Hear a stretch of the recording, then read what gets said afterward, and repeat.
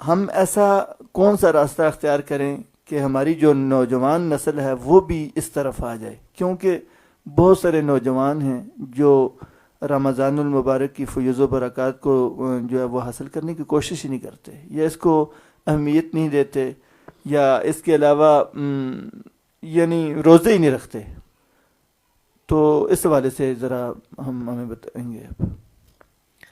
جی بہت شکریہ سعید بھائی. اصل میں مسئلہ یہ ہے کہ جس طرح اب آپ دیکھیں نا کہ ہم نے بات کی کہ آقا کریم صلی اللہ علیہ وسلم خود اس پورے مہینے کی تیاری اور استقبال کی کوشش کیا کرتے تھے، جی جی.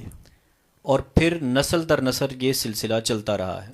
اب دیکھیں نا کہ ہمارے گھروں میں جو ہماری بزرگ خواتین ہوتی تھیں، تو آپ کو یاد ہوگا کہ وہ ماہ رمضان المبارک کے آنے سے پہلے پہلے گھروں کی صفائی شروع کر دیتی تھیں کہ ماہ رمضان المبارک آ رہا ہے تو اس سے پہلے پہلے انہوں نے، اگر وہ مٹی کے گھر ہیں تو انہیں اگر اندر سے وہ مٹی کے ساتھ ہی اگر انہیں صاف کرنا ہے تو وہ بھی کرتی تھیں. نیچے اگر فرش کی جگہ پہ بھی اگر مٹی ہے تو وہاں اس کے اندر بھی، اگر گھروں کے اندر کرٹن موجود ہیں تو اس کے بھی نئے انتظامات ہوتے تھے. جہاں گنجائش ہوتی تھی بعض اوقات وائٹ واش بھی کروا لیا جاتا تھا.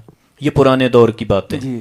پھر جوں جوں یہ آگے بڑھتا گیا سلسلہ، اب ایک ایونٹ ہے نا یہ، تو جس طرح ہم گھر میں ایک چھوٹے سے چھوٹا ایونٹ اور بڑے سے بڑا ایونٹ جو ہمارے گھر میں آتا ہے، چاہے وہ شادی کی صورت میں ہو، انگیجمنٹ کی صورت میں ہو، ہم جس طرح پورے کا پورا خاندان جڑ جاتا ہے اور اس پروگرام کو، اس ایونٹ کو کامیاب کرنے کے لیے ہم کوششیں کرتے ہیں، سیم اسی طرح یہ کانسیپٹ ہمیں دینا پڑے گا اپنی نوجوان نسل کو.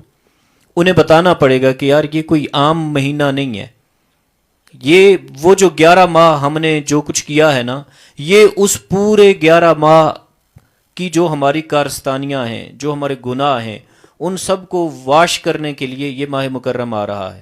اس کے لیے اپنے آپ کو، اس ایونٹ کے لیے اپنے آپ کو تیار کرنا ہے.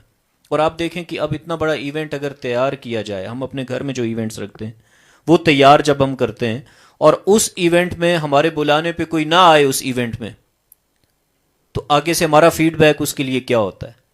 تو اب خوبصورت مثال دی آپ نے. جی، تو اب دیکھیں کہ اللہ رب العزت نے یہ ماہ رمضان المبارک جو ہمیں دیا، یہ ایونٹ اتنا تیار کیا گیا کہ شیطان کو چھٹی پہ بھیج دیا، جہنم کے دروازے ہی بند کر دیے، خوبصورت.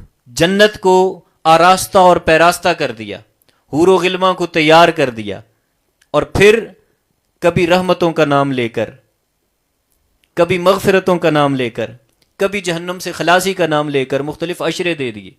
دوسرے الفاظ میں یوں سمجھ لیں آپ کہ ایک ڈیل دے دی لوگوں کو. اب دوسری ایک نوجوان نسل کو یہ بھی بتانا چاہیے، اب اتنا بڑا شاہکار ماہ ہمارے پاس آئے اور اس ماہ میں ہمارا نوجوان وہ چیمپئن ٹرافی سے ہی نہ اٹھے، وہ رات گئے تک یہ دیکھتا رہے کہ بھئی انڈیا لے کے جائے گا ٹرافی یا کوئی اور ملک لے کے جائے گا، وہ اس پہ اگر بیٹھا رہے تو پھر اس میں یہ سمجھتا ہوں کہ قصوروار پیرنٹس ہوں گے. پیرنٹس کو یہ چاہیے کہ وہ ان بچوں کی وہ کم از کم ایسی ترتیب بنائیں کہ وہ اس سے دور نہ رہیں. اور دوسری بات جو میں آپ کو بتا رہا کہ آج کے اس دور میں، کیونکہ آج دور ایسا ہے کہ برانڈز کا دور ہے، پھر برانڈز کے اوپر ایک سیونگ دی جاتی ہے، سیل لگ جاتی ہے، تو ہم نوجوان نسل کے ذہن میں یہ بات بھی بٹھا سکتے ہیں کہ یار 70 روپے کی چیز 1 روپے میں مل رہی ہے. پھر اسے اور سادہ کر کے ہم اسے بتا سکتے ہیں کہ یار آپ پڑھیں گے ایک نماز اس ماہ مکرم میں، ثواب 70 کا مل رہا ہے آپ کو. سبحان اللہ. پڑھیں گے آپ ایک فرض تو 70 فرضوں کا ثواب مل رہا ہے، اور پڑھیں گے اگر آپ نوافل تو ثواب آپ کو فرائض کا ملے گا. تو یہ جو کیٹاگریز جو بنا کر اور اس کے جو انعامات اور اس کے اوپر جو درجات بلند کیے جا رہے ہیں، اس کی طرف ہمیں شناسائی کروانی پڑے گی.